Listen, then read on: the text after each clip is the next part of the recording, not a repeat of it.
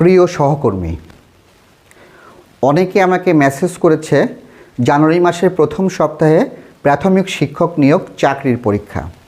এই চাকরির পরীক্ষায় খুব সংক্ষেপে কিভাবে প্রাথমিক গণিতটা প্রস্তুতি নেবে সে ব্যাপারে জানতে চেয়েছে।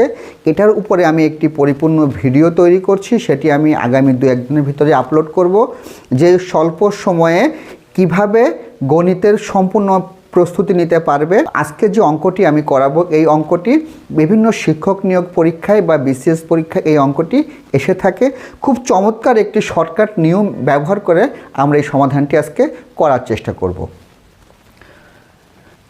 আমাদের প্রশ্ন হচ্ছে, এক ব্যবসায়ী একটি পণ্যের মূল্য 25% বাড়ালো, অতঃপর বর্ধিত মূল্য থেকে 25% কমালো।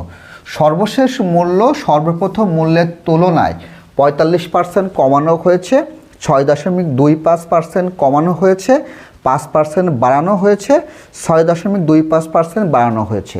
আসলে কোনটা সঠিক হবে 36 সেকেন্ডের মধ্যে আমরা কিভাবে সমাধান করব চলো দেখি।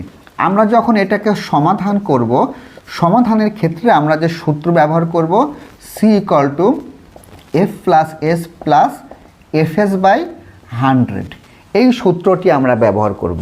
অর্থাৎ এই F মানে হচ্ছে প্রথমে যে পার্সেন্ট থাকবে সেটি, 25% বাড়ালো মানে 25, প্লাস S মানে পরের মানটি, 25% কমানো মানে -25, আর Fs মানে হচ্ছে 25 গুণ -25, অর্থাৎ F হচ্ছে প্রথমটা, S হচ্ছে পরেরটা, /100 মানে কি 25 - 25 মানে 0, প্লাস 25 গুণ করলে -625/100, এটাকে প্লাস মাইনাস মাইনাস হয়, 625কে 100 দিয়ে ভাগ দিলে 6.25 হয়। অর্থাৎ যেহেতু মাইনাস তার মানে কমানো হয়েছে, উত্তর হবে হচ্ছে 6.25% কমানো হয়েছে। এই রকম চাকরির পরীক্ষার আরও ভিডিও পেতে অবশ্যই কমেন্ট করবে এবং শেয়ার করে জানিয়ে দিতে হবে যে এরকম আরও আমাদের টিপস চাই। ধন্যবাদ সবাইকে।